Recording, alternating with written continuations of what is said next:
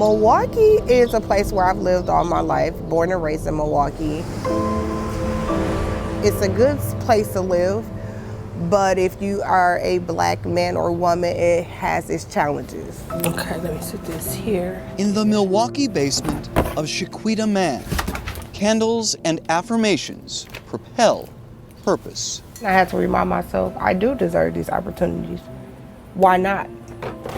Why not me? Man is the product of her city.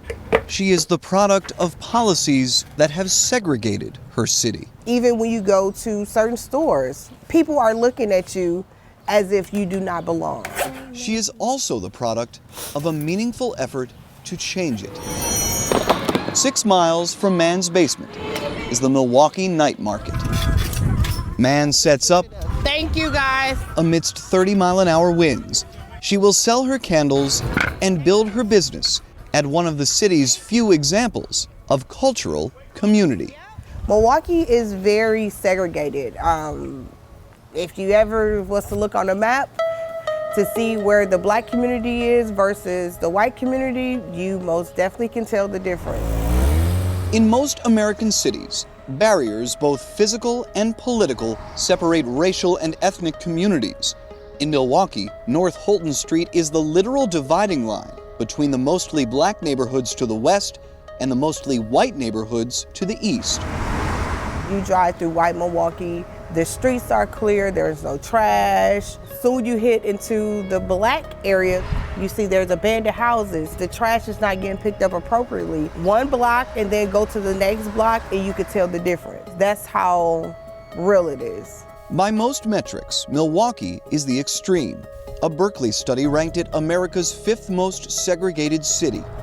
For decades, all but 2 of its suburbs had housing covenants that kept black families from residential areas. But Milwaukee is part of a country in which 2/3 of white Americans say they have 0 non-white friends, and nearly half of black Americans say they have 0 non-black friends.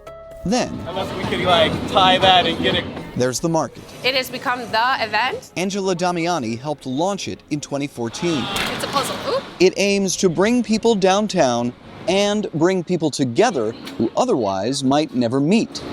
The market has been this access point for people to see each other, to be like human together.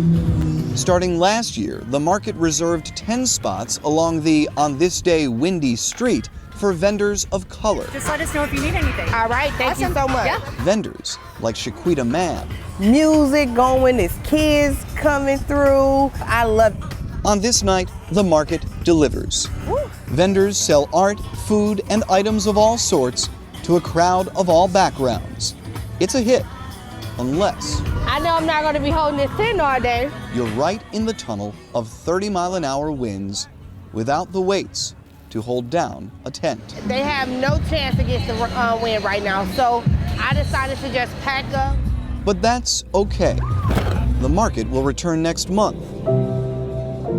And for once, Shaquita Man is the product of a city stemming deep roots and forging new paths. We are in some of these spaces where I couldn't even imagine. I couldn't see myself here, but here I am. In Milwaukee, I'm Matt Pearl.